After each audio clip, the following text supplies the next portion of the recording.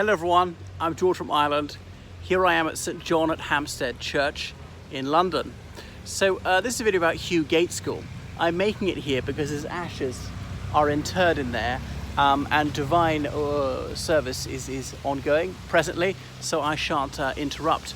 I'm not doing it at his house, which is around the corner at number 18 Frognall Gardens, because you can't see it. There's a big wooden gate there, and it's being rebuilt. I think even when it is in a good state, when it's been renovated, you're not allowed to go up there. So that's why the blue plaque is just not visible from the public road. So back to Hugh Gates School. So he was born in 1906 in London, in a very chic area called Kensington. This one here at Hampstead is also exclusive, but a slightly different way. We often talk about the Hampstead liberals, thought to be infested with super rich far left people, champagne socialists. You used to read there's a private eye column about some woman who was absolutely Stalinist living here, and she called her house Marx Mount. So despite being stinking rich, a bit like Hugh Gates School actually, not that he was a Marxist, he cared so much about the poor that he gave them none of his money. He died with almost £1 million worth of property and cash, although in today's terms. So he wasn't actually into putting his hand in his own pocket to help the needy. So anyway, several generations of his family had been involved in the subcontinent. His father was a senior functionary in India. So he grew up in fairly privileged circumstances, Hugh Gates School, and he was brought up as an Anglican.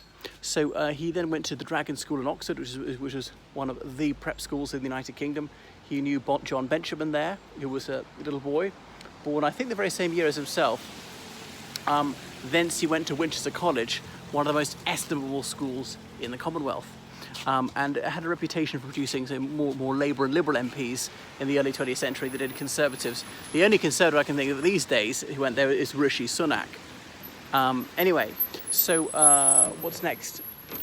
So he was quite an academic, quite conventional, and he went up to New College, Oxford, a college that had a long-standing relationship with Winchester, and indeed New had been founded by King Richard II specifically for boys from Winchester to go on to. The full name of New College, Oxford is was the Winchester College of St Mary the Virgin in Oxford. But there was also there's a company called New College because there's another St Mary College, but I shan't go into that one. Anyway, so Hugh Gates School, he graduated from there. He did philosophy, politics, economics with the first. By this stage, he was in the Labour Party. The general strike had gone on in 1926, whilst he was up at Oxford, and he was completely in sympathy with that, which was unusual at the time. Most undergraduates were very much against the strikers. So he joined the Workers' Educational Association, remembering most people left school at the age of 14 back then. He had far more education than the average person, and was there to try and help those who were not as erudite as himself. And he was a civil servant for a while. He also went to Vienna in 1934 to be an academic, also to advance his studies of history and other things. The Chartist was one of his particular passions, and of course he saw the abortive Nazi coup in Vienna at that time. And the Second World War came, he was a civil servant, so he was exempted from military service. Remember, he'd been a boy at the time of the First World War, so a lot of people only a little bit older than him had gone off to get killed. He was having a long-standing affair with a married woman in the 1930s. She managed to get divorced, and then he married her, because divorce was a long, expensive and scandalous process back then. Would have been a bit of a black mark against his name to marry a divorcee. So it would have been a disadvantage in politics, but he still made it. But the fact that he was committing adultery with her didn't come out in the divorce proceedings. It's speculated by some, such as Michael Bloch, that Gates School had some same-sex relationships as a young man. But anyway, the Second World War came, and he managed to be elected to Parliament for Leeds South, a Labour MP, and he eventually had a thumping 64% majority there after several elections. So he rose fast in Clement Attlee's Labour government. Remember, people thought it was going to last for ages, and Sir Hartley Shawcross, the Attorney General, he was a Labour MP, said, "We are the masters now, and not just for now, but for a very long time to come." And so it appeared to be. The astonishing thing is the Conservatives bounced back in only 6 years. Admittedly, Labour was very unlucky to lose that 1951 election, having 3% more of the popular vote but fewer of the seats. So never as a party won the popular vote by so much but lost in terms of seats. So Churchill and his Conservatives were back. Anyway, Gates School, he'd been Chancellor Exchequer in that last year of the Labour government, 50 to 51, when his fellow Wycomist, that desiccated calculating machine, what's he called? Stafford Cripps had to stand down because he was dying.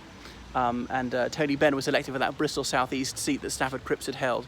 Anyway, so Gaitskell, he was one of the leading lights in the Labour Party, and Attlee stood probably a mistake for a fifth election in 1955, leading to Labour to defeat, and then he decided to bow out of politics. Well, Gaitskell won the Labour leadership. He was seen as a moderate within the party, and he'd had to do a very difficult job of balancing the books in the 50s when the country was still recovering from the Second World War.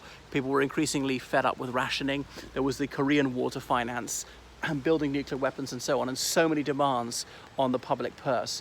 Fortunately, the Marshall Plan for the United States really saved the UK. So Gaitskell, he was elected Labour leader, and he said that they should retain nuclear weapons, which is becoming controversial. His deputy leader for some of this time was Aneurin Bevan. So Nye Bevan, that Welsh MP, was one of the most celebrated figures in the Labour Party in the mid-20th century. Someone who absolutely abominated the Conservatives, as he assured the conference of his deep burning hatred for the Tory party, whom he regarded as being lower than vermin, in his own words. Anyhow, so coming back to Gaitskell, the Conservatives have been obliged to accept Labour policies and pursue broadly the same policies in order to win office. So that's why Butskillism was born. The idea, if you're blending the surnames of Butler, that was the Conservative Chancellor R.A. Butler, Rab Butler as he's known as, and Hugh Gaitskell. There are those, some academics like Tom Packer, who thinks that this is a complete misconception.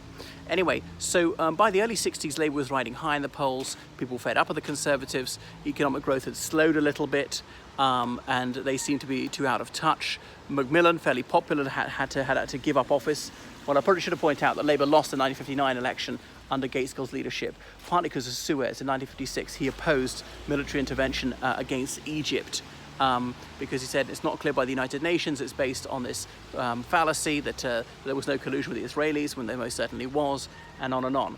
But a lot of working class Labour voters deserted Labour over that, feeling they were unpatriotic and should be willing to fight for the country, and this was appeasement yet again.